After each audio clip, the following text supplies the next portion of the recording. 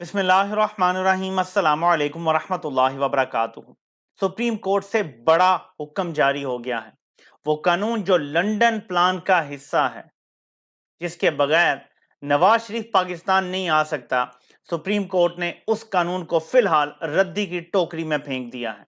मैं आपको ऑर्डर का वो अहम तरीन हिस्सा दिखाने से पहले, जिसमें आपको पता चलेगा कि सुप्रीम कोर्ट क्या करने जा रही है, आपको मैं आज सुबह जो मैंने वीडियो की थी उसमें मैंने प्रिडिक्शन की थी, सिर्फ 30 सेकंड का क्लिप आपको सुनाऊंगा कि मैंने जो बात की थी अल्हम्दुलिल्लाह 100% वही ऑर्डर सुप्रीम कोर्ट से आया है, जो कि एक लॉजिकल बात भी नजर आती थी। तो ये जरा सुने मैंने क्या कहा था। यह मुमकिन है कि सुप्रीम कोर्ट जल्दबाजी में फैसला करने के बजाय, ये मुमकिन है, ये कोई खबर नहीं है, इस पे कोई हुक्म इम्तना या कोई स्टे जिसे कहते हैं वो दे दे और कहे जी जब तक इस केस का फैसला नहीं होता इस पे अमल दरामद नहीं होगा। जब हम इस केस का फैसला कर लेंगे वो जो भी आएगा उसके बाद ये कानून ऑटोमेटिकली या नाफिज होगा या रद्द हो जाएगा। तो ये भी पॉसिबिलिटी है कि चीफ जस्टिस ये अपने ऑर्डर में 8 जजेस की हिमायत के साथ लिख दें। ये हो सकता है, अभी तक ऑर्डर आया नहीं है कि क्या है, अभी वेट कर रहे हैं हम, जैसे ही आएगा इंशाल्लाह आपको आगाह करूंगा। तो ये नाज़रीन मैंने आपको सुबह प्रेडिक्शन कर दी थी, अभी मामलात चल रहे थे सुप्रीम कोर्ट में, फैसला वही आ गया है। मैं आपको अहम तरीन पार्ट अब दिखाने लगा हूं कि आपको पता चले कि सुप्रीम कोर्ट मींस बिजनेस और बड़ा सख्त ये ऑर्डर आया है। इसमें लिखा हुआ है कि बादी नजर में जो कंटेंशन है उनसे जरिए सामने आई है बात कि बहुत ही बड़े पैमाने पर, बहुत ही फौरी तौर पे और बहुत ही बराह रास्त इंटरफेरेंस हो रही है अदलिया की आजादी में, और वो भी मल्टीपल इंट्रूजन्स की जा रही हैं। ये भी नहीं है कि कोई एक आध तरमीम की गई है, मल्टीपल इंट्रूजन्स की जा रही हैं अदलिया की आजादी पे, बेसिकली आजादी पे हमला किया जा रहा है अदलिया की।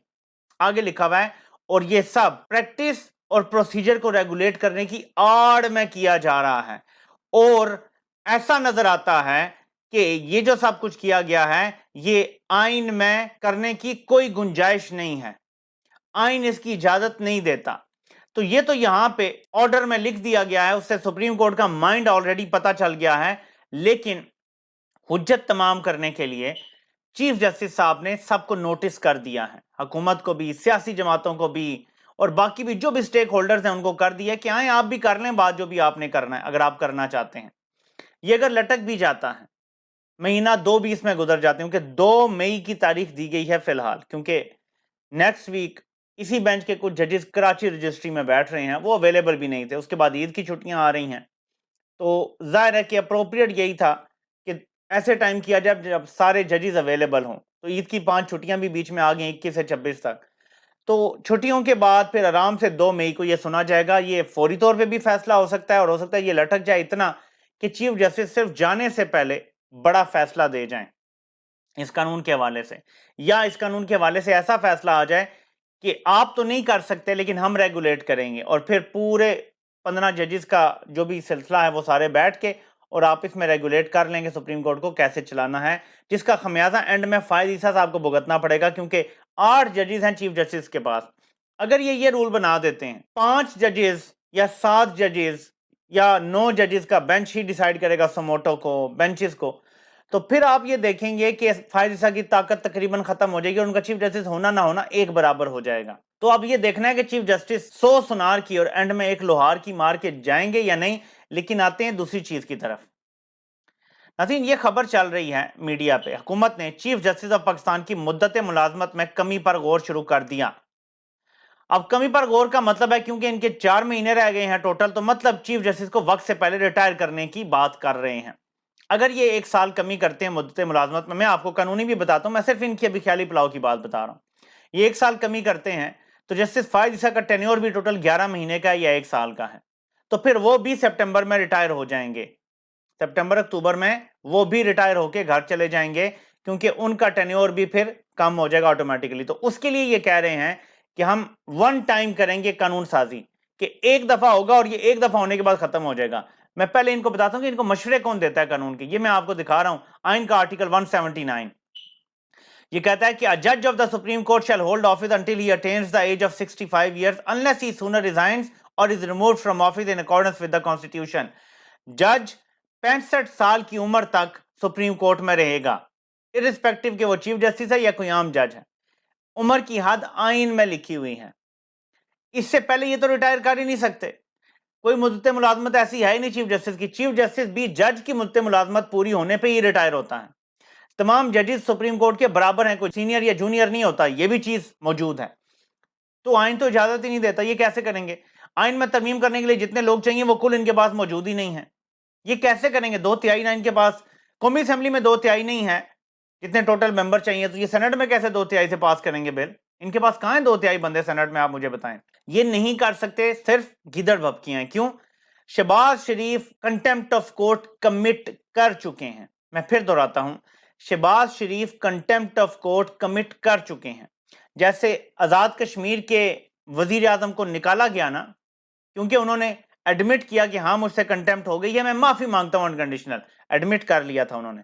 यहां शहबाज शरीफ को एडमिट करने की भी जरूरत नहीं है, यहां इस्टेब्लिश है कि शहबाज शरीफ ने कंटेम्प्ट ऑफ कोर्ट कर दी है। शहबाज शरीफ को डिसोबीडियंस और कंटेम्प्ट दो चीजें हैं। कोर्ट की डिसोबीडियंस भी एक कंटेम्प्ट होती है, जज को बुरा भला कह दिया, तनकीद कर दी, जैसे आजाद कश्मीर के वजीर आजम ने किया साबिक। लेकिन एक कंटेम्प्ट है कि आप ऑर्डर नहीं मान रहे, ये डिसोबीडियंस में आता है, इसमें ये जेल भी जा सकते हैं। ये कैसे बात नहीं मानते? तो होना क्या है, ये कर कुछ नहीं सकते, ये चीफ जस्टिस का कुछ भी नहीं कर सकते, क्योंकि जो भी कानून बनाएंगे वो सदर 10 दिन रोक लेंगे, फिर ये करेंगे सदर, फिर 10 दिन का वेट करना पड़ता है, इतने में फिर अदलिया उड़ा के रख देगी। तो ये इनके पास कोई हल नहीं है सिवाय ब्रूट फोर्स के, मार्शल लॉ, इसके अलावा कोई हल नहीं है। होना क्या है, चीफ जस्टिस सबसे पहले इलेक्शन की तरफ लेके जाना चाहते हैं मामला, जब वो चले जाएंगे उसके बाद इन पे होगी कंटेम्प्ट ऑफ कोर्ट की प्रोसीडिंग्स और ये भी घर जाएंगे। लेकिन अगर ये नहीं मानते फिर भी, जो कि ये चैलेंज कर रहे हैं कि निकलवा के दिखाओ पैसे, नहीं देंगे हम, जो मर्जी कर ले अदालत, तो फिर मुझे लगता है कि ना सिर्फ वजीर आजम बल्कि पूरी काबीना घर जाएगी, जिसका मतलब है कि हुकूमत घर चली जाएगी। हुकूमत के पास नंबर्स खत्म हो जाएंगे और तहरीक इंसाफ वालों के तमाम इस्तीफों पे स्टे हैं, कोई वापसी हो गई है, वो सारे आके अपनी अक्सरियत साबित कर सकते हैं और असेंबली फिर टूट जाएगी। किसी के पास अपना वजीर आजम बनाने के लिए तादाद नहीं होगी, 172 तो वैसे ही नहीं होंगे, और उसके बाद जब कमी हो जाएगी तो तहरीक इंसाफ के बंदे ज्यादा होंगे, तो वो अगर जीत भी जाते हैं तो वो उसी दिन असेंबली तोड़ सकते हैं। सो मामलात अब जा रहे हैं टोटल केओस की तरफ, अगर ये नहीं मानते सुप्रीम कोर्ट का हुक्म। तो सुप्रीम कोर्ट तो अपना हुक्म इंप्लीमेंट करवाएगी। अभी तक ऐसा लगता है कि जस्टिस बंदयाल साहब डटे हुए हैं। मैंने पिछली वीडियो में भी कहा था, अगर ये जजेस डटे रहे तो किसी का बाप भी इलेक्शन नहीं रोक सकता। मेरा ये हमेशा से मानना है कि अगर सुप्रीम कोर्ट डट जाए तो मार्शल लॉ भी नहीं लग सकता इस मुल्क में। जब भी मार्शल लॉ लगे हैं, जजेस ने डर के पीसीओ के तहत हलफ उठाए हैं और फिर तो सीख की है मार्शल लॉ की। मार्शल लॉ को भी जजेस के फैसलों की जरूरत पड़ती है। मार्शल लॉ को भी यह जरूरत पड़ती है कि वो फैसले लें कि हाँ जी आप जब चाहे आइन में तरमीम कर सकते हैं। यकीन माने कि हमारे मुल्क में डिक्टेटर कितने आए हैं, किसी एक ने भी कोई ऐसे आइनी तरमीम या कानून नहीं बनाया जिससे अवाम का फायदा हो जाता। ये चाहते तो पाकिस्तान का सिस्टम ठीक कर सकते थे। मसला ये है कि इनकी अपनी हुकूमत, अपने खाबे लगे हुए हैं, ये सब उसी के लिए आते हैं। मार्शल लॉ भी अपने खाबों के लिए लगते रहे हैं, अपने डॉलरों के लिए लगते रहे हैं। हम पहले गलत फहमी का शिकार थे कि शायद ये मजबूरी में लगाते हैं, मुल्क की बेहतरी के लिए लगाते हैं, सियासतदान चोर हैं। लेकिन अब हमें पता चला है कि इनके अपने खाबे होते हैं जिनकी वजह से ये मार्शल लॉ लगाते हैं। अब आइंदा हमें ऐसा कोई मार्शल लॉ कबूल नहीं होगा। पाकिस्तानी अवाम सिविलियन बालादस्ती चाहती है, पाकिस्तानी अवाम इलेक्शन चाहती है, वोट का हक चाहती है और अपने नुमाइंदों के जरिए मुल्क में हुकूमत करना चाहती है। अवाम हुकूमत करना चाहती है और अवाम ही करेगी, ये अवाम ही का हक है। देखते हैं कि अब कल का दिन क्या खबर लेकर आता है शहबाज शरीफ के लिए, क्योंकि कल जो सेक्रेटरीज आए हुए हैं उनको खड़े खड़े वहां ऑर्डर हो सकता है कि अभी आप जाएं, साइन करें समरीज और वापस आके हमें रिपोर्ट दें। पैसे ट्रांसफर करें स्टेट बैंक को, स्टेट वे कहा जाएगा और स्टेट बैंक उसी टाइम खड़े खड़े ट्रांसफर कर सकता है अगर करना हो तो। ये ऑर्डर उसी वक्त दिए जा सकते हैं। तो कल का दिन बड़ा फैसला कौन हो सकता है, क्योंकि दिन बहुत जल्दी गुजर रहे हैं और मेरा नहीं ख्याल कि चीफ जस्टिस इस मसले को लटकाना चाहते हैं, क्योंकि इलेक्शन अगर करने हैं तो अब पूरा 1 महीना रह गया है, टाइम बहुत कम है और बहुत कुछ होना है। अभी इलेक्शन कैंपेन भी शुरू होनी है, जितनी डिले हो चुकी है इससे ज्यादा अफोर्ड नहीं की जा सकती। गैर मुंतखब लोग सूबा चला रहे हैं, बल्कि 2 सूबे चला रहे हैं।